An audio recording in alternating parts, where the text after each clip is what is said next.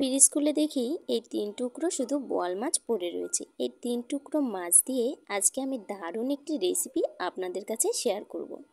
প্রথমে বোয়াল মাছগুলোকে খুব ভালোভাবে পিস পিস করে কেটে নিয়েছি। বোয়াল মাছে যেহেতু কাটা কম থাকে, তাই এইভাবে রান্না করলে কিন্তু খেতে দারুণ লাগবে। এরপর এখানে পরিমাণ মতো একটু লবণ আর পরিমাণ মতো হলুদ গুঁড়ো দিয়ে দেবো। এরপর খুব ভালোভাবে মাছগুলোকে আমি মাখিয়ে নেব।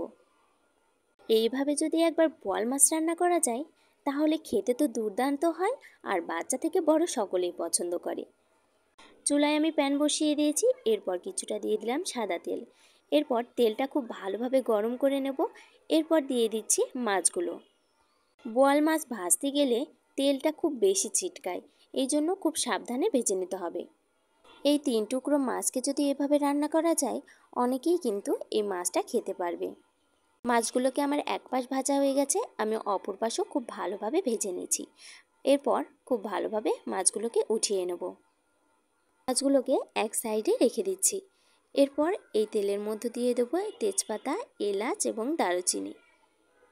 একটু নেড়েচেড়ে এখানে দিয়ে দেবো কেটে রাখা পেঁয়াজ কুচি আর কিছুটা রসুন কুচি। পেঁয়াজ আর রসুনগুলোকে খুব ভালোভাবে একটু ভেজে নিতে হবে। আর কিছু পরিমাণ রসুন আমি থেতো করে রেখেছিলাম, এই রসুনগুলো এখানে আমি দিয়ে দিচ্ছি। এভাবে পেঁয়াজ এবং রসুনগুলোকে খুব ভালোভাবে কিছু সময়ের জন্য ভেজে নিচ্ছি।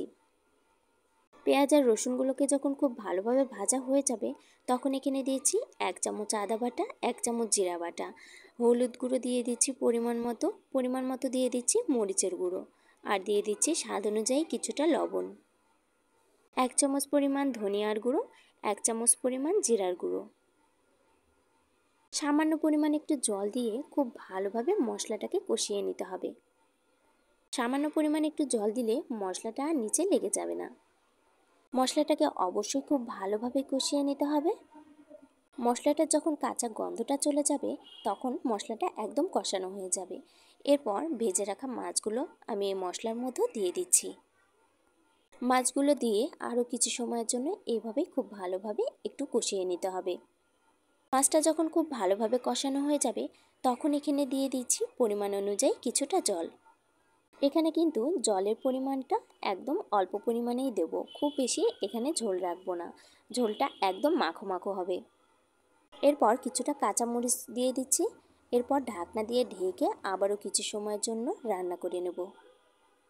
এভাবেই ঢাকনা উল্টিয়ে পাল্টিয়ে কিছু সময়ের জন্য খুব ভালোভাবে রান্না করে নিতে হবে। এইভাবে রান্না করলে এই রান্নাটা কিন্তু একদম মাংসের মতো খেতে লাগে। তৈরি হয়ে গেল দারুণ একটি বোয়াল মাছের রেসিপি। আপনারাও খুব সহজেই এইভাবে বাড়িতে তৈরি করে দেখুন, দারুণ লাগবে খেতে।